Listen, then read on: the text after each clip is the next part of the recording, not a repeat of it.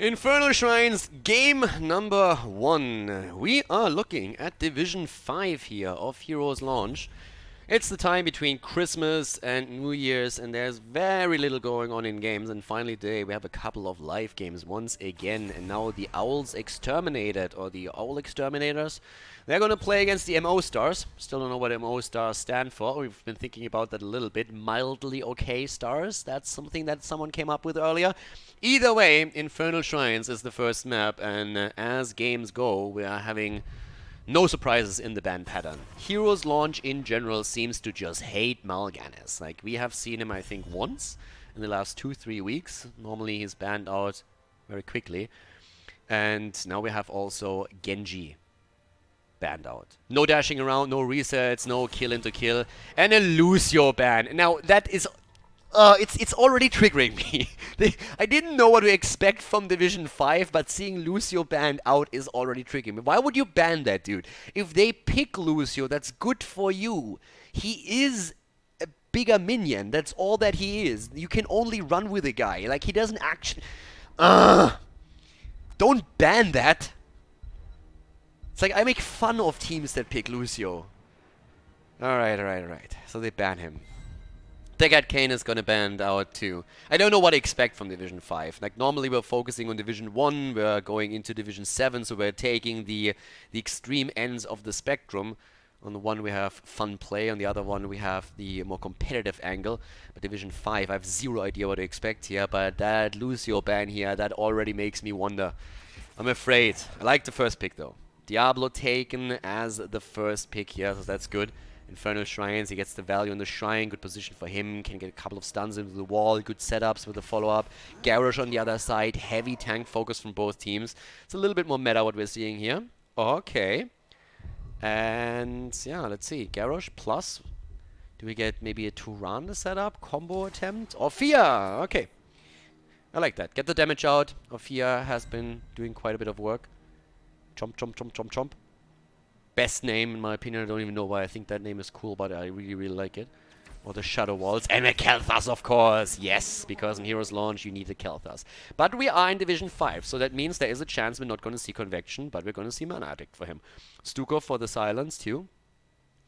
So we could see the Diablo engage, slam into Gravity Lapse into a Silence. So definitely a lot of combo potential to isolate targets and take him down. Kel'Thas for the AoE on Shrine and Living Bomb Spread, so we're going to get there. Need a little bit more sustainable DPS. I'm still waiting for a Reyna pick on either side. I think that would be great. Phoenix gets banned out over Reyna, so maybe we're going to see the MO Stars with Reyna. And Ana banned out. They have interesting bans here. I mean, I agree, you can ban a support here.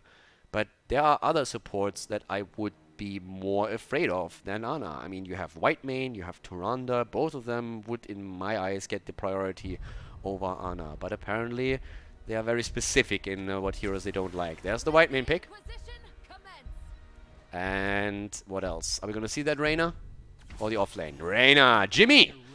Jimmy time. I like that. After they banned out Phoenix, auto attacker was likely. There's a thought process behind it. I like that. We're not used to that anymore after casting so much Division 7. And the last two picks for the Owls. Dehaka for the side lane. Would have loved Blaze, but Dehaka is fine. And a Zeratul to boot.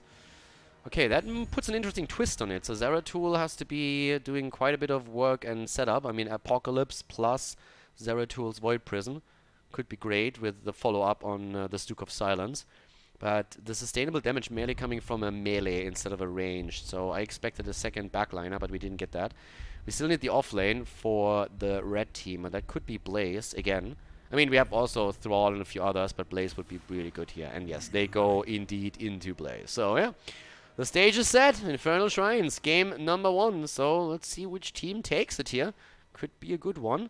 Definitely a bit more meta builds. But, of course, the big question is, what is Weasel 6 on his Kel'Thas going to choose as a level 1 talent?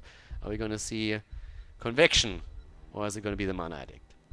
Game on! The Owls. Owls Exterminated to the left with Weasel 6 on Kel'Thas. What is he going to pick as his level 1? That's the big question here. Didgeridoo on Dehaka.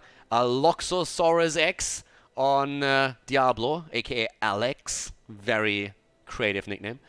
Ashendarai on Zeratul, we have Exalt on Stukov, and to the right side of the map, the MO stars with Missy X on Blaze, ECS on Reyna, Coma Kid on Ophia, the Hellhunter on Garrosh, and Valena on Whitemane. And we do not see Convection in this game. We actually have them committed to Mana Addict. Outside of that, the Ancestral Strength, fantastic talent for Fear on level 1, has by now been pretty much the standard in most of the games that we casted here. It makes a whole lot of sense, getting a lot of damage output out there, especially, of course, with what we are seeing on the side of Blaze. Interestingly enough, though, when we're looking towards Reyna, the veteran marksman. So this is going to be a bit weird, because it's one of these talents where you want the game to go really into the late game. Ah, nice, I like that. Good aggression against Stukov. Good damage coming out against him. Shadow Waltz with the attempt for the kill, but not quite ready to get that yet. ECS will have to really stack his level 1 though, because normally you go for ace in the hole here, and when you have that, your damage output is pretty much guaranteed whenever you attack with Blaze. Alex is down though. Diablo dead already, as we're seeing the MO stars firing the game up with a quick kill.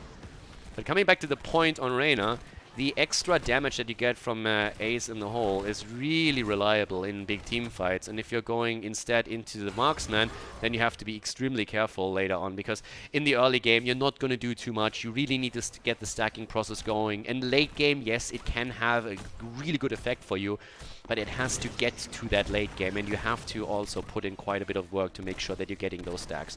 There's definitely a bit of a trade-off between the two talents for sure. Now that being said, we already have in this Division 5 game both of them looking for kills again, and Diablo moves in against Hellhunter. There's the silence as a follow-up, and all of a sudden we are seeing Exalt also in trouble as he got thrown over, but a lot of damage being traded here. But you can already tell there's a bit more of a strategy available for the teams compared to the Division 7 games that we're oftentimes casting. Stukov, for example, really holds back his silence up to the point where Diablo makes his engage and then tries to follow up on that. So there's definitely a bit more synergy that we have in this Division 5 game. Keep in mind, again, this is not going to be Grandmaster level play, and it's not going to be anywhere near of past HCC players or anything like that. But there is definitely a bit of an idea behind not only the builds that these guys are going for or the heroes that they drafted, but also the way that they are playing this. Alex is trying to anchor this play, make it a little bit more safe for Stukov as he moves in. And we have the first shrine announced on the map. So up to the top lane. Currently seeing Missy X still up against Didgeridoo. The global, of course, giving the blue team a bit of an advantage. Down here, yeah, Zeratul seeing if he can maybe get some damage in. They're trying to steal the camp away. Zeratul is low, though, but Kalthas is there, and Weasel with a gravity lapse saves him for now. Diablo, on the other hand, no way! Yes, the interrupt, and Diablo goes down again. Look at Coma Kid. Checks the bush, doesn't see anyone, only one spot left. Shadow Waltzes straight in there, and they get the kill. This should be roughly platinum level. I mean, again, it is averaged out, but Division 5 should be around platinum on average. I have a couple of diamonds here maybe, depending on the rest, but that's roughly where we should be with Division 5. Again, the setup here, Kalthas in a bit of trouble, and the flip, and that should be the end of it. But Missy X missing the jet propulsion a little bit too early. The drag is on against Orphea. Weasel still alive, and here comes Diablo. Alex is back to business, and he's already trying to set this up. Zeratul with another quick cleave as they're moving in the silence, cutting them off for now. 17 stacks against 10 as they're fighting for the first Immortal. Jet propulsion hitting 2 this time as Blaze goes in, but here comes the attack against Garrosh.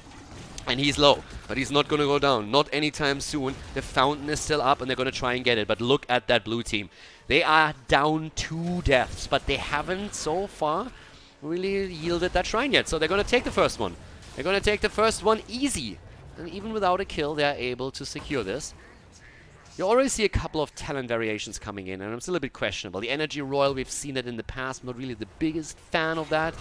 But the cooldown reduction can be nice if you're on the shrine, and I guess the thought process of Kalthas as well. There are going to be a lot of 5 versus 5s. I'm guaranteed to hit something. If I can get the cooldown reduction here, I'm going to have a lot of CC. Zeratul sticking very much with the meta though. Full cleave for him. Good damage down here in the meantime. But the Immortal, the Punisher, gets taken out, and by now we have the wall eliminated. Had still Zeratul rotating down to the bot lane in a fair amount to make sure that they get experience there. Rest of the setup, Intercession now on level 7 for White Mane. I'm gonna have a quick look at the stacks, especially when we're talking about Jimmy. Jimmy's sitting at 8. It's not really a great number for him. Isolation against Zeratul, but not hitting as he immediately moves out. Zeratul needs to be careful. Zeratul is about to fall here. Gets barely healed by Stukov. It was a close call, and Alex is again in trouble, but apparently Hellhunter wasn't able to throw him over into the rest of the team. But he is able to throw Kel'Thas over. And the Fire Mage is down. Kel'Thas gets wrecked, and that is the 3rd kill for the MO Stars. They won't win the objective, but they are able to get the kills. And that also means that they're taking the lead in experience. I mean, you look at them, and right now they're sitting at 8.5. Little bit ahead, not too much, but still. Talent choices, again, looking over to especially, of course, Missy X at this point towards the top on level 7, the Crossfire. Diablo, by the way, with Devil's Due, so is going to heavily look towards those regeneration globes during the fights. Can be really great when you're in a position where you can just simply move down, grab a quick globe, go back into the shrine fight. That should work for them. And the battle at the top is not going to change anytime soon. For me, it's really the level 10s. I want to see if we see Void Prison into Apocalypse. If that is executed well, that could be really great for them. We now have Fetid Touch on level 1 and the Long Pitch. So we're going to have the synergy between the level 1 and the level 7 here for him. It also makes, of course, the range increase a little bit more. It makes it a little bit safer for Stukov, depending on how he wants to play this during the fights now. But the Silence follow-up with a Lurking Arm is definitely going to be one of the priorities if a wombo combo setup is going to be executed over the next shrine. And the next shrine is going to spawn bot side. We don't have a lot of interrupts yet, or trying to intercept Kel'Thas maybe. Gets actually pinged here as we have the red team looking for a kill and moves back immediately. So there's actually quite a bit of communication happening between these two teams in Division 5. The camp is taken. Would have loved for them to time this. Let someone sit back, wait here, wait for the next shrine to be announced, and then cap the camp accordingly. They didn't really do that. Here comes the Void Prison into the Apocalypse. And we have a Phoenix with this. Outside of that, down here, attack against Hellhunter. We have a bunker play, actually. This is like the first bunker play that we have in HeroesLounge in ages. These days, whenever we are looking at Division 7 or one of the lower ones, the only thing that we're seeing is combustion. But we actually have a bunker, and I want to see how that works out for them, if they're using it properly, how this is going to turn out. Up to the top, we still have the Haka, and the camp has been taken out, as you can tell, so it didn't really get enough value for them. But the Haka pushes another wave through before he makes his move down to the bottom. Another mercenary camp is taken for the mid lane as well. Missy is still rotating, but now the shrine is active. And this is what we're going to see the next engage going to happen. So right now, let's see how this is going to work out for especially Alex on his Diablo, because he has been wrecked in the last few fights. They still haven't gotten a kill. But they have a wombo combo set up now. It's all about Ashendarai. Make sure that you get the good setup. And look how careful everyone is. They didn't even activate it yet. He sees him and attacks him right away. Shot to the face immediately. Must have seen it before he completely went into stealth mode. Alright. Here comes the attack. Again, the flip. The Void Prison against 3. Where's the Apocalypse? Where's the Apocalypse? And they get everyone. That was hit. But here comes the immediate Hyperion reaction. The Phoenix is on the ground. The bunker too. They're going for the fight. Zeratul is already low, not really participating. He is trying to move in from behind, maybe for a quick cleave. The bunker about to fall, and again the engage from Diablo. But here comes the attack against Zeratul, and he goes down. Garrosh just wrecking him. Jet propulsion hitting 2. Down goes the Haka, and there's the double kill. Double kill in. And the red team with kill number 4 and kill number 5 is now easily able to get some value here. Alexosaurus X is again being thrown into a wall, and they are just getting pummeled here. That Punisher goes over to the MO Stars, and they have 6 kills. 5 kills against 0. They're looking pretty good so far. Looking pretty solid here. Setup wasn't really too bad for the red team, but they just can't get that damage in. As I said before, I'm missing a little bit of sustainable damage on their end. They're really playing a lot around the cooldowns that we see with Kel'Thas. Once level 16 hits, I feel Zeratul can have a pretty big impact with his 16 cleave. And he's already getting quite a bit of damage out here against Ophelia, but at the same time, he himself is also eating a lot of shots. So the quest is completed for Diablo. That at least makes him a bit more tanky. Rotations towards the camp have already started. Level 13 talents, not really shocking too much. I mean, we have here Abyssal Symbiosis taken for Ophir. Alright. A bit more different focus here. Giddy Up taken. And even the Suppressive Fire. If you're actually hitting Kalthas with that, you remove a huge source of damage on the side of the blue team. If you look at the damage numbers right now, Kalthas is the only one that is putting any significant number onto the board. I guess we should still give Zeratul a little bit of credit. I mean, he's nearly sitting at 12k, so it's going to increase heavily once that he has his level 16 talent, but that can't be what they are only making their play around. The one thing that I find a little bit disappointing is that we don't see any of these camps timed around the objective. I mean, the next objective is spawn on mid side, so you could really try and get that shaman camp, but as we saw before from the blue team, we have a very similar situation now from the red team making this particular move. Talking about making moves here. Bunker saving Blaze for now, but Zeratul is on the case and claims the kill. 15 stacks on Reyna's level 1. Now again, I have to say it again. If you go for Ace in a hole, you're pretty much guaranteed to have the extra damage during team fights, and I really think that in hindsight, again, and even before, that would have been the better choice for him. It's only worth going into the Veteran's Marksman if you really start stacking that very quickly and you have a huge amount of stacks towards the late game. You're going into that 60-70 threshold where you have that trade-off, so it doesn't really do as much for him as he was probably hoping for. With Blaze being around and the slows through him and Garrosh, I think you would have benefited way more from Ace in a hole in this particular setup. Kalthas on 21 stacks, going also into the Pyromaniac. Personally liking that quite a bit. But now that we have both of the teams on level 14, let's see how the play there is. Virulent Reaction. Alright, so we have the root now too.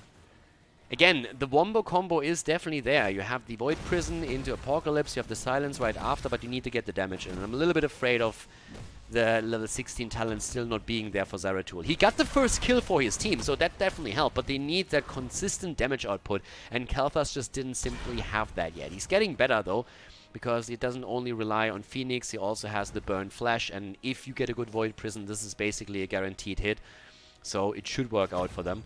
But now the next shrine gets announced, and in an ideal world, both teams would love to go for level 16 talents before they're engaging into any big fights. Now that's where the Haka comes into play. He still holds that global, and that gives them a bit of an edge here. Another wave is being taken, and they are getting very, very close to level 16. I'm pretty sure they're going to wait for another wave. You can already tell that Zeratul is rotating down and saying, boys, let's get this. Let's just wait. We have another 5 seconds. Let's make it happen. And make sure that we're going to take this one down. The wave is there. Zeratul has a 16. It's now or never. This is really the moment when you hit a big power spike and you need to play around this. 16 on both sides. And there's... Oh, nice! Nice dodge by Didgeridoo. They're getting attacked here. Diablo is in. And just dancing around for now. Stukov, on the other hand, with the Universal Carrier here. Alright. So a bit of... It's an interesting point, trying to get more consistent healing through, but of course the healing reduction that is still there, that's a bit of a downside of the play that he's trying to make here, for sure. By the way, talking about roots on 13, we of course have the Harsh Discipline for white main, so don't really want to neglect that. But the lead for the red team. The blue team is looking for the engage. Diablo's looking for the engage. Didgeridoo is looking for the drag. Is not hitting it just yet. Zeratul at the side gets attacked again. ECS is sniffing him out every single time. And we have him once more. Moving in from the side. Void Prison. Not being used just yet. Jumps in, jumps out, and Garrosh is in trouble. Garrosh is in trouble, and they might get... Oh, the damage. Look at that cleave. A cleave takes him down, and bad news for the red team. Big back and forth here in the early stages, but now with the level 16 power spike and the damage on the side of Zeratul, he does the work. Could get the combo here. Is it going to be Apocalypse? No, they're going to go for the wall stun. They go for the Apocalypse, and it does nothing. But they might still get the kill against Ophir. Ophir gets the ult through, gets the jaws. Intercession saves her for now. Definitely a bit of a misplay here from the Owls. They could have either used a wall stun on Ophir, or they could have used the Apocalypse, but they messed both up. Too hesitant. They get the Punisher on the other hand. They get the Punisher, and they still have that, but the cooldowns have been used. But Diablo was in a perfect position to push her into the wall without the Apocalypse, but then he tries to do both a little bit and pushes her just between the Apocalypse circles. Uh-oh, Zeratul! Nice shove, good shove, but nearly the kill. Missing the approach here. Bunker on the ground, saving them for now. He's still there, tries to go in. The cleave damage is insane! It's sick! The level 16 Talon is just crazy, and he's really making it work right now. But he has to be careful because he's so low in HP. But they got the damage in, they take the fort down, and that's the first fort of the game. That means catapults are going to be spawning on every third wave now, and they're even breaking through the wall towards the keep. Very unlikely that they're going to get too much damage on the keep itself, but as long as they take the wall down, that is definitely going to make it easier for catapults later on. I've never seen that. Gravity lapse on the tower. But yeah, this one is down a little bit. Okay, so let's check the numbers out here, shall we? 28,000 damage all of a sudden on Zeratul. This is exactly what we've been talking about. 16 comes in, bam, his damage spikes. Insanely. Absolutely insanely at that point. Yeah, and outside of that, I mean, you look at Orphea, she's at 31k, so she's holding the top numbers still for now. But Zeratul is definitely the one that could also get a couple of isolated kills on the map now. A lot is going to hinge on him. If Zeratul makes a misplay and gets a bit too greedy at some point, gets a bit too cocky, then he can definitely fall here. But then again, if he plays his cards right, makes good setups, and then gets the damage out, he can be the one who decides over victory or loss in this game, or in this series, at least in game number 1. The red team, on the other hand, has to be a bit careful. They had 5 kills against 0, but ever since then, they really didn't get any additional kills. And now they lost the first 4. They lost the wall at the keep itself. They have started to fall behind in experience. So they need to get their act together here. If Garrosh can set up another kill, that would be great. Instead, it's the minion that is being thrown over here. That didn't really help them. And that now means that we have topside an attempt to get that... I'm not so sure about the Phoenix, so let me put that into perspective. The play itself doesn't really worry me because the cooldown is so that it will be ready again. The Haka actually gets taken down here, and that also means that the fort is foregone. So throwing the Phoenix out doesn't really worry me too much because, yes, the cooldown will be ready for the next big fight, so by all means use the cooldown. The problem is, he only used it for the well. And you get that fountain anyway, so the Phoenix basically at 0 value. If you at least throw that onto the fort too, you get a bit more out of it. But as it stands, we're having both teams taking a fort and going for an exchange. And I can tell you that much, that's a great trade for the blue team because they are the ones closer to level 20. So they are all of a sudden in a position where their Storm Talon is going to be heavily accelerated. Whereas the red team just doesn't have that yet. That doesn't necessarily mean we're going to see it impact the next fight over the shrine. But it definitely opens up a time window for the blue team where they can try and make a play and set a kill up with their Void Prison. So that's what I'm waiting for right now. There's the throw on Diablo. 20 is nearly there. They're trying to go for Diablo. In comes Zeratul again. They move out and here's the 20. This is now the moment when they can make a play. If he gets a Void Prison at this point, this could be it. He could literally just go for it right now. Half a level away for the red team from their Storm Talons. He can take the earlier position here, but I think they could have really forced the fight there. They haven't done that yet. But this is not going to be enough experience for the MO stars. And all of a sudden we are talking about a lead on the side of the blue team, and a heavy one at that. And with the fort gone topside, that Punisher goes keep. And potentially core as well. Diablo, by the way, with the Lord of Terror. Here's the setup. Where is the APOC? It's too late already. Okay, there we go. Just in time. Oh, the damage. Woohoo! Triple kill. Full triple kill. The perfect combo with Diablo and Zeratul. 3 down. The cleave damage comes in. And baby, that was brutal. The 20 talons weren't there yet. And they get everything. That was rough. That was a rough one. Very, very well done here by the Owls. And all of a sudden, that game got completely turned. In the early game, they struggle. They struggle so much, but now they're running the show. And they are doing work. They go for the keep even before the Punisher is even in the game. They know they can get it, and that makes it possible for them to go for the core here. Punisher is about to be taken up at the top. Didgeridoo Dehaka is doing what he can to bring that back in. But down here, we're already seeing the core attack. You need to be careful. 10 more seconds until the rest is back. You don't want to fight a 5 versus 4 down here just yet. But this is going to be an attack with a Punisher. The red team has to bait it middle. They have to bait it into the middle towards the keep. I think the only thing they can hope for here is really that they lose a keep and save the core somehow. But this is obviously a play for game. The Owls want the game here, and they have a good chance of making that happen. Damage output. Zeratul on 38k has taken number 1. They're trying to bait it mid-side, get it towards the keep, and here comes Zeratul again. In, cleave, out. But no, the straight march. Baited it too early. It's on the core. And here comes the damage. The flamethrower of Khaldor. The jump in. Hyperion comes in too. They're trying to make the play for Garrosh. Good jet propulsion by Messiax. Great jet propulsion. But down goes Zeratul. Zeratul is down, but look at that core. That core is falling, and it's falling fast. Apocalypse again being used here. Dodge, but the core is down to 40. It's down to 30. Goes to 20. This is unlikely. They're not going to be able to save this one. GG, as we have game number 1 end up in the hands of the Owls exterminated as they claim the game over the MO Stars.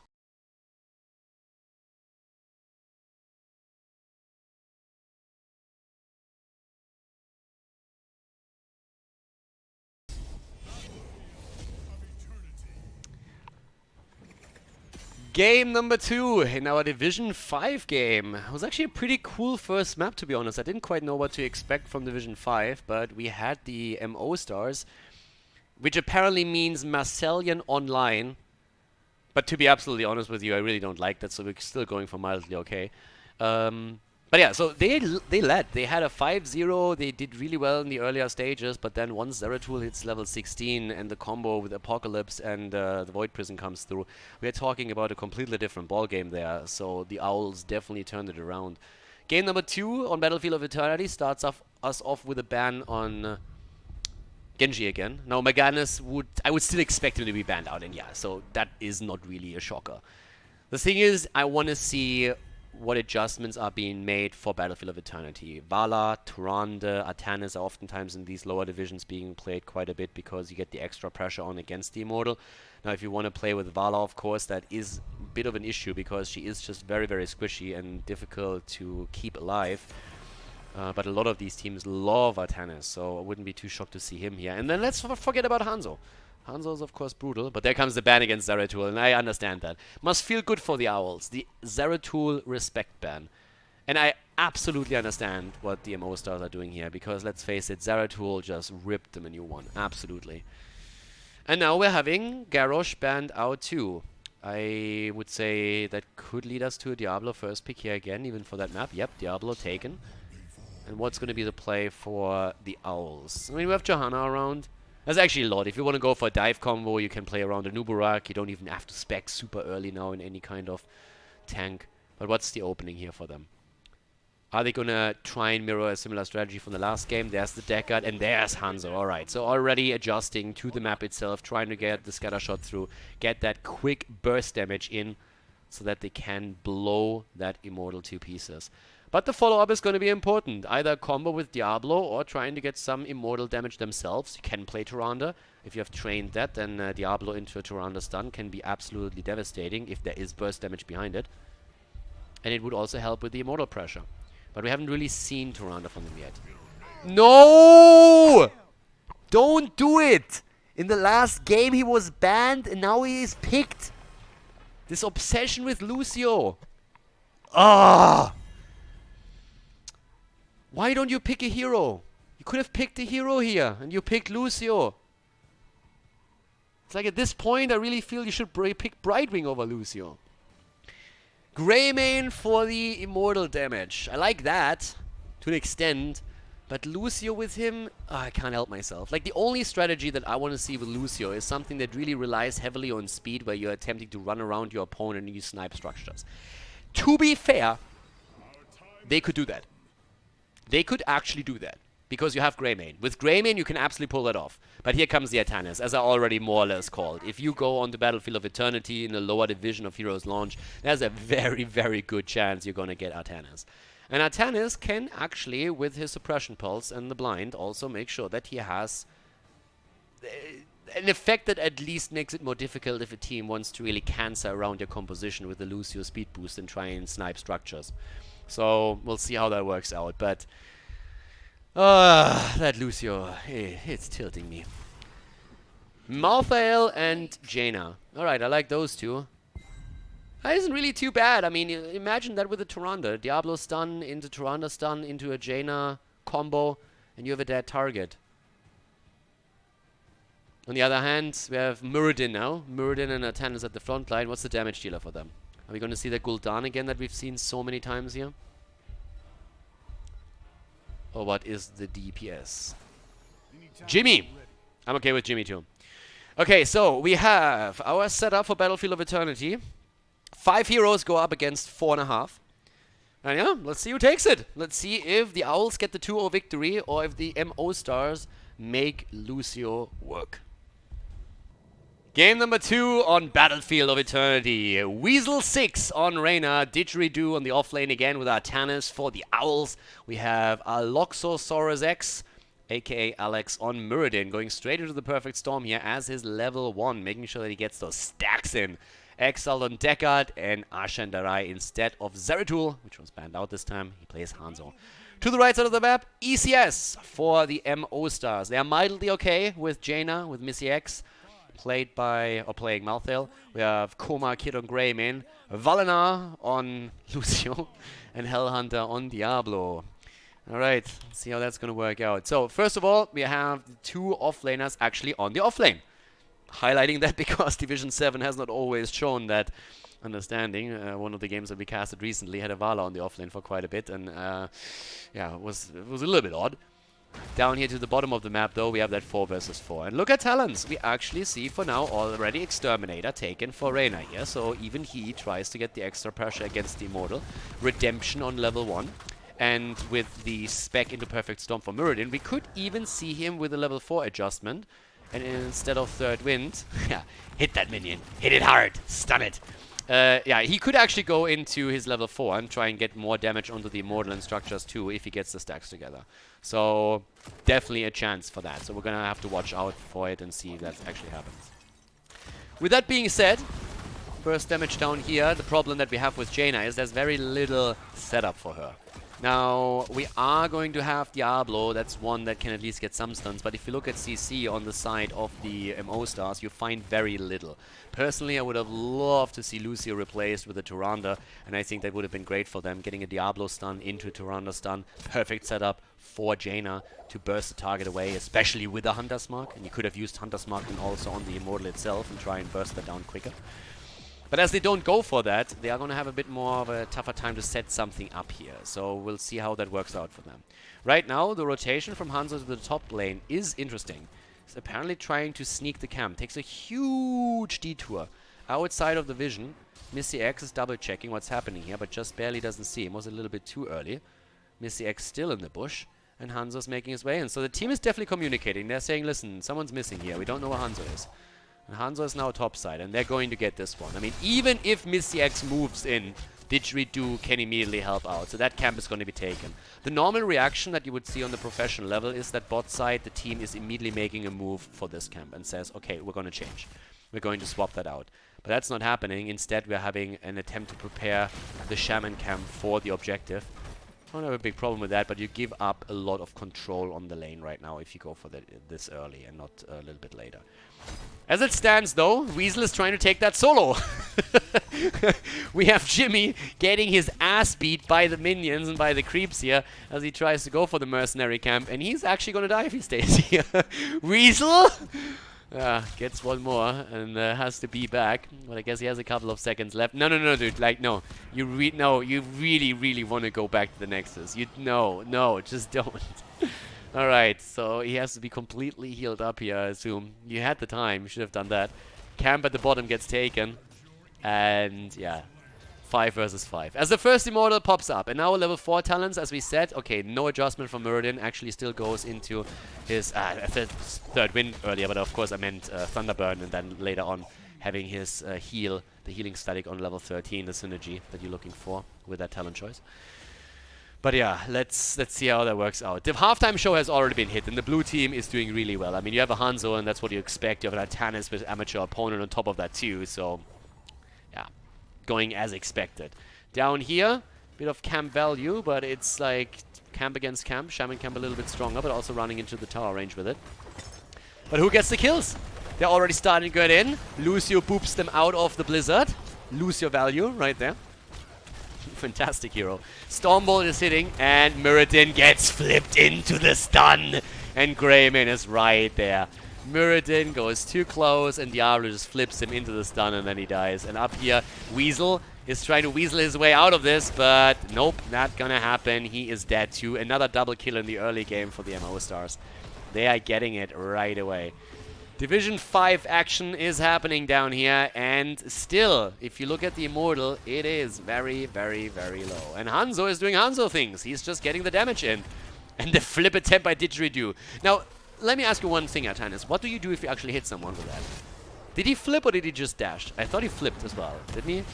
I mean, as it stands, they're fighting again, and Greymane is still battling over that on the other side with the Immortal, but this should still be an Immortal for the blue team. I mean, right now, a couple of hits in, they need just to focus quickly, and they have that for sure, yeah. Gets the dash in, there's the last auto attack with the amateur opponent, and that's it. They win the Immortal. They lost to Heroes, but they win the Immortal. Alright, so for now, Muradin jumping back down. Talking Muradin, how many stacks does he actually have on his level 1? Looking at 4 Stormbolts that connected so far. Alright. They need too much in, but they have their level 7.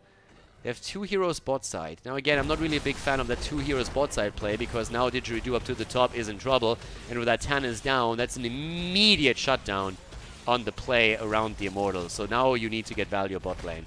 There's nothing else that you can really do around this. But yeah, that Immortal doesn't really do a whole lot. That's why you need 4 heroes up here, so that you can get more out of the Immortal play itself. They got the wall, they got the turret, got something. But it's not really a lot. It's not really what you want. They get a bit more damage down at the bottom of the map. Malthael has to be careful here. He can't really go in or anything, so yeah. Weasel with the damage. Okay. Top side. Camps are taken. The red team in general just is a little bit more cohesive. Hanzo built, I mean, 4 stacks so far on the Redemption when they did this rated arrow, which makes sense. Now we have the sharpened arrow heads right after that on level 7. Skullcracker, by the way, for Muradin. Just saying. I'm trying to figure out why. And I can't really come up with an answer. There's nothing really that channels that I would like to interrupt, or where I feel like that mini stun gives you added value. Yes, you have of course a bit more auto attacks in, but I still think given the Axe would have been the better play here. There are occasions where Skullcracker can make a lot of sense, but I don't think that's really one of them. At the bottom end of the map, though, we have that pressure continuing still. So they are starting to get work done on that keep. And that actually forces a reaction out of the blue, out of the red team, as you can see now. But yeah, that fort is taking a huge amount of damage. Another one that takes a huge amount of damage is, by the way, Hanzo. And Diablo's still there. Hellhunter is on a mission. Goes in, tries to get the Muradin, and yep, again, Muradin interrupted on the jump and dies. They get the kills. They did it in the last game, they're doing it again. 4 kills against 0. Muradin is a little bit too far out. He's too cocky. He just thinks that he can always jump away, but got interrupted several times, and there are a few tools to interrupt the jump or pull him back into the fight. So he needs to be a bit more careful. So we have, at this point, again, the camp taken. Both of them, by the way, going for the camp, but already a little bit of time wasted here as the Immortal is on the map. But the head start for the red team regardless. But as we said before, if you have a Hanzo, if you have a Tannis, you are fast on this one. An Exterminator on Weasel's Reina is going to make this an even easier play for them. It's actually close, though. It's actually pretty close, because we had a few of these bad boys arrive late, and now level 10s are here. Level 10s are here. Sound Barrier, Last Rites, the Ring of Frost with Apocalypse. 10 versus no 10. Muradin with a jump. And can he get away? That's the question. Alright, they're poking, and they're defending. They're not actually rushing. They want to force the fight. Tap the fountain, take the wave, wait for 10, and then go back in. And now the rotation has started down here. They're going to claim this one. This is a go now. You need to get level 10. Can't play around anything else. Yeah, 10s are going to be in. But they're going to get a bit more extra damage in. Alright. Arrow. Pretty much everything as you would expect. No haymaker. Stay a while and listen. Suppression pulse, okay. We have the setup for them. 10 versus 10. 4 kills against 0. Last time we had Zeratul as the X factor. Now the question is, how is that going to be played? It's actually impressive to me how well the red team is doing, considering that they have no healing. The blue team has so far not found a way to capitalize on that. Damage comes out, alright, Cone of Cold is in, another Storm Bolt is hitting Diablo, and they're starting to burn down the Immortal here. It's a 5 versus 4, because topside we still have Malthael here. He gets the experience for his team, he brings them the lead. Down here, they're trying to zone them out a bit. Can they go for the swap? Ah, they're trying, but Didgeridoo is actually missing it, and now the topside is taking a fair amount of damage. This is where Tenants was needed. I didn't get anything here. Alright. Missy takes the fountain. Fight down here. Swap attempt again. Interrupted actually by Lucio. He did something useful. Okay. I'm a little bit shocked by that. I'm not gonna lie. That was actually a good play. Not even trying to rip the Lucio player there. It's even more impressive that he's able to make it happen with that hero. So yeah. Because usually he's just there. Most of the time you play with a Lucio, he's just there. And then he hits the... normally what happens when you have a Lucio in your team when you're playing Hero League is he wants to go for a sound barrier and he hits just as 2 people died, and then it's nothing. And then everybody has to retreat. But he can convince me. He has the chance to do that. Let's see if he can make that play. Muradin hobbles again, out. Tries to hit a Storm Bolt here, but misses. Talking Storm Bolts, how many did he actually hit so far? The arrow! The suppression pulse and the sound barrier. Stay a while, listen. Apocalypse, Ring of Frost. Everybody just stays around, and Hanzo jumps away, but barely. But the blue team is getting shredded here. Deckard is dead. They can get the counter kill against Greymane, and they do. But Hanzo, Tennis dies, and Hanzo is still on the run. Muradin jumps out at the top, but he falls, and they are going for Hanzo, and they're gonna get him. Hanzo goes down, and you have to appreciate how the blue team stands in the Ring of Frost, in the Apocalypse, and never for a moment thought about moving away from it. It's like, alright guys, let's just clump. Let's clump and then don't move. 13 against 12, 8 kills against 1. But yeah, they got a bit blindsided by that, didn't they? The arrow was good, but the problem is the follow-up just wasn't there. I think Hyperion is something I would have liked there too. But again. The sound barrier, by the way, was good too. Let's give Lucio some credit where credit is due. The sound barrier came at a good moment. Exchange cooldowns was fine. Now they have 13 versus 12. And let's see. I mean, I have the impression that Valana is just outskilling everyone here so hard that it doesn't even matter that he only plays Lucio. That's how I imagine this. There comes the sound barrier. Gonna try and wait that out. Diablo goes in for the engage. Alright. Ult used. Didn't do too much. Halftime show is hit. And now we have a time for a fight. But again, they don't have level 13, so you want to have that. Top side, there's a wave. They're trying to burst it. The burst is definitely going to be quicker from the red team. I mean, are you kidding me? There's no way. It has to be bigger. The arrow to secure it! Look at that! IQ 200 plays from Hanzo. Just says, fuck you guys. Bam, here's a stun. Deal with that. Thanks for clumping up. Hanzo with the IQ 200 plays here. It's like, yeah guys, we want that Immortal. And we're gonna get that Immortal. And now they're 5-man pushing topside. Alright, 13 is in. Healing static is great for Muradin. And Giddy Up is in play too. Let's get this party started. Inevitable end on Malthael. I don't even know if he got a last ride stack earlier. Alex is having some trouble with his Storm Bolts here. But that keep, that fort is gone. No chance of saving that. So now all you have to do is don't clump into the ring. Don't clump into the Apocalypse. That's what they have to do here. And they can get some value. Can they get the keep? I doubt it. But we'll see. Teamfight is definitely possible. Alright. Greymane is here. Coma Kid is waiting. The Apocalypse, and it's coming. You know it's coming. It is coming. It's just a question of when. It's coming any second right now. No. They're not going for it. I'm a little bit of a sad panda. I was really waiting for it. I was waiting for the combo and I didn't get it. A little bit sad. Let's look at the stacks. 1 stack on last rights. So cooldown reduction is starting to kick in, but I mean it's nothing to really write home about. You're not gonna write a letter, dear mama, to say I got a stack on last rights. Aren't you proud of me? She's not gonna be happy. She's gonna get back in, sucker, and try and get a few more. One doesn't count. But yeah, Muradin on 12 stacks. He needs to work on those a little bit. The stack process is really not something in general. I mean, look at the level 1 on Hanzo. He has 1 stack right now. 1 stack on Redemption. Alright, let's put that away. I don't really want to... I want to hop on the guy. Alright, 16 is close.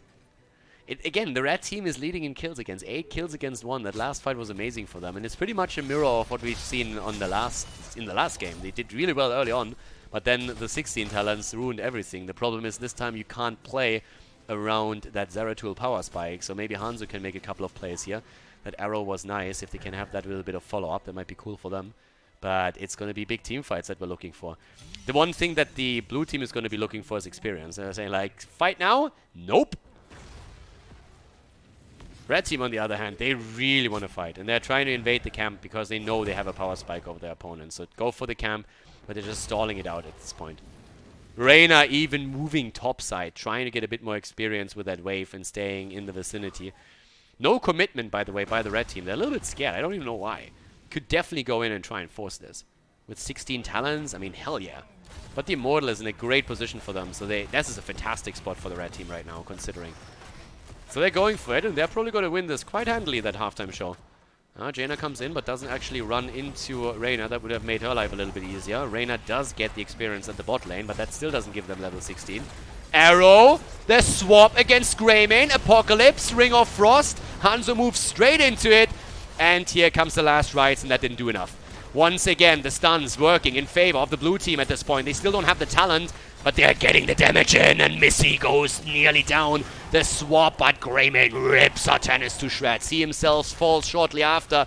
A 1-for-1 trade in the fight, and now final level 16 talents are right there as we're having the re-engage. Another swap against Deckard Cain. Gets the stuns out. The halftime show is hit, but Jaina dies. What a clusterfuck. Everything just being hit, like buttons being used, and everybody left and right just fighting. Just kill them! You're 4 versus 3, go in. You can't raise that, can you? Can they raise that? Greymane's dead, of course they can raise that. Yes, you have mouth. Not if he gets stunned. Not if he gets stunned. Oh, that's gonna be close. Oh, Muradin! Last hammer. He tries to get the Stormbolt in. Nice! The blinds. The blinds are in again. What a chaotic fight. And they actually win it. The Owls. Dude, like, these guys are fierce. This is a very, very scary owl that we're seeing there. Every single time you think they're behind, they all of a sudden just turn them around. Jaina got wrecked in that last one. This time the APOC Ring of Frost setup wasn't quite there. Stormbolt stacks are coming in for Muradin as he tries to get the stuns in so that nobody can attack the Immortal. And yeah, the setup against Hanzo actually did not work out this time. Did you see how they tried to kill him with last rites? Hanzo didn't get any damage. There was a good sleep also from Deckard Cain, hitting quite a few, and now they're moving through down here. Ring of Frost is ready. Once again, the arrow hits the backline hard. That was a bit too early. That didn't give them anything. Not even the wall was open. What they're trying to do is actually hit an arrow and then use Artanis to swap someone in, it seems. It's a little bit weird, but they can get a keep now. If they poke this properly, they should get the keep. Diablo has the Apocalypse, Ring of Frost is there, it's gonna be close. If they poke a little bit harder, they might be able to get it. The swap doesn't hit anything, and they can actually not take the keep here. But the chase is on. Ring 2, and the Apocalypse right after. Last rites takes Reyna down. Hanzo falls as well. Finally, the Stormbolt quest is completed, but guess what? Muradin is too far, but he jumps away. Does he have the Stormbolt? Does he get it in? Gets one in, but gets pushed back by Lucio. Yeah, the ring is always like, they are not moving out of that ring. They are actually, two of them moved into the ring damage, and once you're hit by that, then the Apocalypse follows up, and that is just a bit too much for them to handle. 3 down, but they have taken the keep. Keep has fallen. The catapult that was there has taken the keep, so it's actually a win for them. Now, I could see the counter pressure against the 4 down here. I would really be surprised if the MO stars don't take it. But I would still call it worth, to be honest with you. At the end of the day, if you can avoid fighting on 20, I would still call that worth. Then again, only if Deckard survives, and Deckard might go, whoa, the arrows again! Damn! That was actually not too bad. Saving Deckard Cain here was huge. Greymane wasn't there. Wonder if they could have maybe forced the fight, but yeah, it was still the dead Muradin to consider. Hanzo going into the Giant Slayer. Right against Diablo, that might be getting him a little bit of extra damage in for sure. Rejuvenesca taken, or Rejuvenescencia taken on 16 for Lucio. That actually makes him nearly a hero. That actually makes him pretty much a hero. So now it's a 5 versus 5. It was a 5 versus 4.5 for most of it, but now it's a 5 versus 5. This one is not going to be played around level 20. Blue team should maybe even force this. Them getting the experience topside, I'm not quite sure what to think of it. They're trying to bait this in, but they can't play the long game here. They can't play the long game. Blue team needs to set that arrow up, but they don't have it on cooldown. Again, bash onto the wall. Atanis ult being used. Alright, Diablo in trouble. Diablo goes down, and they're going for Lucio. And Lucio is dead as well. Lucio, oh my god, again the double stun. The follow-up from Deckard Cain. They shit on them in that last fight. Oh my god. Did you see that? The immortal stuns into stuns, and they're actually trying to go for core. They're trying to go for the core here. They have 3 down, and they're going for the core. They're going to sacrifice a keep. If this doesn't work out, it's going to be a huge downside, but they have 30 seconds. There comes again the move. They can go for Diablo. Stormbolt is in, and Diablo should be dead, and he is dead. He goes for the Apocalypse, and this should be game. They're going to get the 2-0 here. Oh my god, the Owls, the MO stars, so strong the entire time, and then at the end of the game, it's one team fight again that decides it. They go for Jaina, but no, there is no way. The Owls with a 2-0 victory here at HeroesLounge Division 5 against the MO Stars. What a game again. Well played by them. GG.